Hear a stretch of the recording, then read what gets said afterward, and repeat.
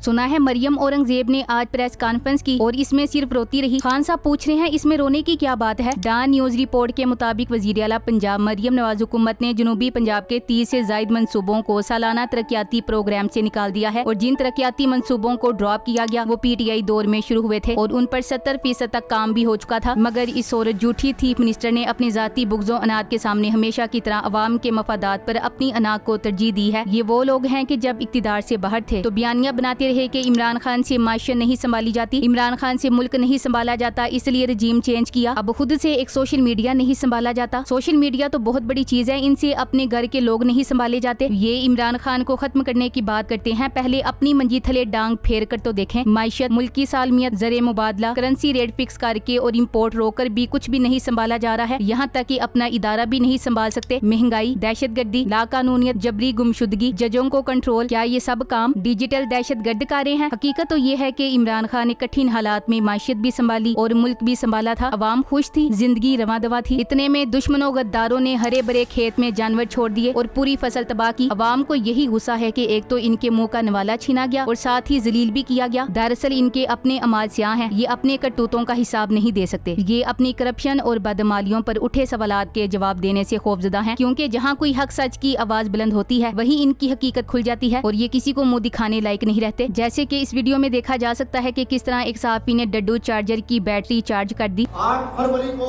मुस्लिम league नून ये बयानियां लेकर निकली थी कि ये इंतखाबात 9 मई और 28 मई वालों के दरमियान है, मगर अवाम ने फैसला 9 मई के हक में दिया। क्या आप बयानियां सही नहीं पेश कर सकी अवाम के सामने, क्या अवाम बेवकूफ थी?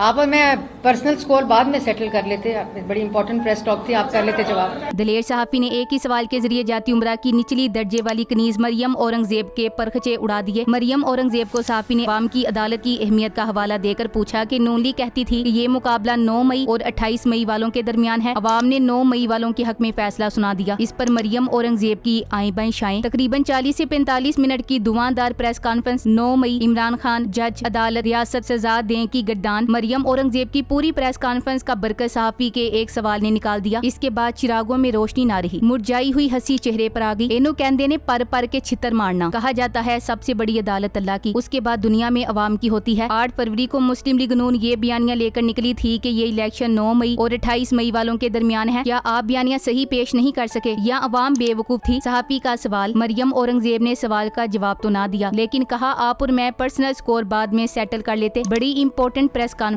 थी कि इसके बाद चिरागों में रोशनी ना रही। जाहिर है चोरों के पास जवाब होगा तो देंगे। डड्डू से ऐसे जवाब की ही तवक्को थी। समझ नहीं आता कैसे ये लोग इतना पक्का मुंह बना के झूठ बोल लेते हैं। ये बेजमीर लोग हैं, इनका अवाम से कोई ताल्लुक नहीं है। सहाफी को समझ लेना चाहिए सवाल मर्जी का ना हो तो जवाब नहीं मिलेंगे। ये तो पुरानी पटवारियों की आदत है, इसीलिए इनके इर्द गिर्द हमेशा लिफाफा सहाफियों का हुजूम होता है जो दिए गए फॉर्मेट के मुताबिक ही सवाल करते हैं। ऐसे में गलती से कोई सच्चा सहाफी इनके सामने आवाज़े हक बुलंद कर दे तो इनकी मैया मर जाती है और ये लोग इसी तरह से बेशर्मी और डटाई के साथ जवाब भी गोल कर जाते हैं। अब लगता है इस सहाफी की भी खैर नहीं। मारा नहीं गया तो इगवा तो जरूर कर लिया जाएगा। इस खेल का शरीफ खानदान पुराना खिलाड़ी है और इनकी तरबियत याफ्ता तमाम कनीज़ें और गुलाम भी इसी पर अमल करती दिखाई देती हैं। हाथ तो ये है कि जिसके घर में कोई बात सुनना पसंद नहीं करता वो टीवी पर आकर 40-45 मिनट फजूल बातें करके अवाम का कीमती वक्त जाया करती है। क्या जिंदगी है कनीज़े खास की? सुबह से शाम तक अवाम की लानतें पड़ती हैं लेकिन बात करने से बाज नहीं आना। मीडिया को भी अब समझ आ जानी चाहिए कि अपना वक्त ही जाया करते हैं और कुछ नहीं। अवाम तो कब के इन सबको और इनके सहूलतकारों को मुस्तरद कर चुके हैं। ये खातून हमेशा बड़े ओहदों पर विराजमान रही, लेकिन आपने कभी इसके मुंह से दानिशवराना गुफ्तगू नहीं सुनी होगी। ये जब मुंह खोलती है नूली के अंदर मौजूद गंदगी ही बाहर आती है। चीखना, चिल्लाना, फरियाद करना अब इनका काम ही यही रह गया है। मरियम औरंगजेब की चीखें बता रही इमरान खान की रिहाई करीब है, बहुत ही ज्यादा करीब है। इस औरत की काबिलियत इतनी है कि पूरी कॉन्फ्रेंस एक सही सवाल की मार बन जाती है। बेचारी की सारी मेहनत पर पानी फिर जाता है। तकरीबन 40 से 45 मिनट की धुआंधार प्रेस कॉन्फ्रेंस 9 मई, इमरान खान, जज, अदालत, रियासत, सजा दें की गड्डान के गिर्द घूमती है। इसमें अवाम के मसाइल, महंगाई, महंगी तरीन बिजली, गैस की अदम दस्तियाबी, पानी की कमी, नौकरियों के लिए सिफारिश और रिश्वत का आम होना, अवामी फलाह के मंसूबों में खुर्द बुर्द, अशिया खुर्दोनोश की अवाम के लिए कमी और कुव्वते खरीद से बाहर और महंगे तरीन टैक्सेस का इजरा जैसे किसी भी मसले को डिस्कस करने के काबिल भी नहीं समझा गया, क्योंकि ये अवाम के मसाइल हैं जिनका इस कब्जा माफिया और फार्म 47 वालों से कोई लेना देना ही नहीं है। बात तो ये है कि ये बेचारे अपना इलाज तक इस मुल्क में नहीं करवा सकते, जहाँ 40 साल हुक्मरानी की है। हुकूमत में आने के बाद नवाज शरीफ, शहबाज शरीफ, मरियम, जरदारी, खुर्शीद शाह, शर्जील मेमन और बाकी लोगों में से कोई एक भी बीमार नहीं हुआ। आज इनको करप्शन में गिरफ्तार करो, कल बीमार हो जाएंगे। इस फ्रॉड निजाम में फायदे ही फायदे हैं, क्योंकि सब के सब चोर हैं। ये फार्म 47 वाले बताते थे कि इमरान खान मायशत और रियासत के मामलात को कंट्रोल नहीं कर सकते। महंगाई पाकिस्तान को तबाह कर रही है, इसलिए इमरान खान पाकिस्तान की मायशत के लिए अच्छे नहीं साबित हो रहे हैं। देखें अब खुद पाकिस्तान की मायशत के साथ क्या कर रहे हैं। लानत तो इन बेशर्मों पर। इस सब में सजा होनी है तो सबसे पहले मरियम नवाज को मिलनी चाहिए, जिसने अवाम से नारे लगवाए। ये जो गुंडागर्दी है इसके पीछे वर्दी है। मरियम नवाज के अदलिया को आहनी हाथों से निमटने की धमकी के जवाब में मियां जावेद लतीफ ने कह दिया कि मांगे तांगी की हुकूमत है, क्या कर लेगी। दूसरी जानी मरियम नवाज ने धमकी दी है कि हम इमरान खान की वापसी इतनी आसानी से नहीं होने देंगे। इसके बाद मुल्क में एक नया क्रैकडाउन शुरू किया गया है खामोश करवाने का। आज वो कहाँ है कानूनदान, जज और सहाफी जो इमरान खान को जज जेबा को डांटने पर सजा दिलवाना चाहते थे। मरियम नवाज ने तो आज सुप्रीम कोर्ट के जजी से आहनी हाथों से निमटने की धमकी दे दी है। क्या अब कोई मरियम नवाज के खिलाफ FIR दर्ज होगी या जेबा की इज्जत सुप्रीम कोर्ट के जजी से ज्यादा है। इस तरह मीडिया पर आकर खुलेआम सुप्रीम कोर्ट को चैलेंज करना पाकिस्तान के आइन और कानून से बगावत है। मरियम नवाज के ऊपर बगावत का मुकदमा होना चाहिए। इन्होंने हमेशा आइन और कानून की धज्जियां उड़ाई हैं, क्योंकि कानूनदान हमेशा इनसे अपनी इज्जत बचाते रहे हैं। इनसे अगर कोई पैसा ना ले तो ये ऑडियो वीडियो का जाल बिछा देती है। इसीलिए आज डंके की चोट पर सुप्रीम कोर्ट को ललकारी है। इमरान खान ने मजिस्ट्रेट जेबा को सिर्फ इतना कहा था, शहबाज गिल की हालत देखते हुए जिस्मानी रिमांड क्यों दिया, हम आपके खिलाफ कानूनी कार्रवाई करेंगे। इस पर जज को हिरास करने का अभी तक केस चल रहा है। दूसरी तरफ मरियम नवाज सुप्रीम कोर्ट के जजिस को आहनी हाथों से निमटने की धमकी दे रही और सब खामोश है। मरियम नवाज की सुप्रीम कोर्ट के जजिस को खुलेआम धमकी के बाद अगर काजी साहब और अदलिया तुहीने अदालत की कार्रवाई शुरू नहीं करते तो फिर तमाम जजिस को इस्तीफा देकर घर जाना चाहिए। जबकि मरियम नवाज के शोहर का बयान है कि हम अपनी फौज से सवाल कर सकते हैं कि इन्होंने क्यों नवाज शरीफ के घुटने पकड़ के उसे पाकिस्तान बुलाया। याद रहे ये दामादे आला कैप्टन सफदर का बयान है। ये सवाल अगर आम अवाम पूछेंगे तो डिजिटल दहशतगर्द बन जाएंगे। नवाज शरीफ का गोडा दबाने से रिटायरमेंट के बाद तैनाती मिल गई, इमरान खान का गोडा दबाने से इज्जत मिल जाती, मगर पसंद अपनी अपनी। इस वक्त की इस्टेब्लिशमेंट जाती उमरा की मुकम्मल गुलाम बन चुकी है। अगर किसी को शक था तो कल की प्रेस कॉन्फ्रेंस के बाद ये शक दूर हो जाना चाहिए। जिस तरह की तकरीबी जुबान एक सरकारी महकमे के एहलकार ने तहरीक इंसाफ के खिलाफ इस्तेमाल की, वो मरियम नवाज की जुबान है, नवाज शरीफ की जुबान है, मरियम औरंगजेब, अजमा बुखारी और ताड़ की जुबान है। किसी महकमे के नुमाइंदे की जुबान नहीं हो सकती। गैरतमंद और जिम्मेदार अफसरान और एक्सटेंशन की लालच में अंधे अफसरान में फर्ज जानकर जिए। ट्रंप और उसके सपोर्टर्स खुल के कह रहे हैं कि ट्रंप पे हमला सीक्रेट सर्विस की मिली भगत या ना अहली की वजह से हुआ, लेकिन दुनिया की वही सुपर पावर की सीक्रेट सर्विस की जरूरत नहीं ऐसी प्रेस रिलीज जारी करे, मगर बंद दरवाजों के पीछे बैठ के मुल्क के 24 करोड़ अवाम की किस्मत के फैसले करने वाले बुखलाए हुए हैं कि खान को ले आए तो वो दरवाजे खोलकर इनकी किस्मत का फैसला करेगा। अमरीकी कांग्रेस के बाद आज बरतानवी पार्लियामेंट में भी PTI ने कामयाबी से 8 फरवरी इलेक्शन धांधली बेनकाब करके रख दी है और दुनिया को मनवा लिया कि इमरान खान पर बनाए गए तमाम केसेस झूठ का पुलंदा है। इमरान खान मुखालफिन डंडे की भरपूर ताकत रखते हुए भी दुनिया के सामने हार गए, क्योंकि दुनिया डंडे की नहीं मेरिट की बात सुनती है। जब तक ये इदारे अपना किबला दुरुस्त नहीं करते अवाम ने इनका पीछा नहीं छोड़ना। इन्होंने डिजिटल दहशतगर्द कहना है, इन्होंने जो करना है कर लें, अवाम ने इनका पीछा किसी भी हाल में नहीं छोड़ना। आज हम जिस दुख और मुसीबत में मुब्तला हैं इसका सबब जो लोग हैं वो हमारे इर्द गिर्द हमारे हमदर्द और मेहरबान बने हुए हैं और अवाम को अच्छी तरह अंदाजा है कि वो कौन है। जहाँ तक आज की डड्डू चार्जर की प्रेस कॉन्फ्रेंस है वो बेशर्मी और डटाई की बदतरीन मिसाल है। डड्डू चार्जर की बदजुबानी सब ने पहले भी देखी है और अब भी देख रहे हैं। इंशाल्लाह वक्त आएगा इसकी जुबान को बांध दिया जाएगा, क्योंकि अब नून लीग तो बढ़ चुकी है। अब सिर्फ साजिशों और डटाई के सारे ये तमाम करप्ट चोर जबरदस्ती इक्तिदार से चिमटे हुए हैं। ना इन लोगों की कोई वर्थ है ना औकात। अब तो ये बूढ़ पॉली से भी बहुत आगे बढ़ चुके हैं। इनके नसीब की जिल्लत इनके चेहरों पर नजर आने लगी है। Thanks for watching. Allah Hafiz.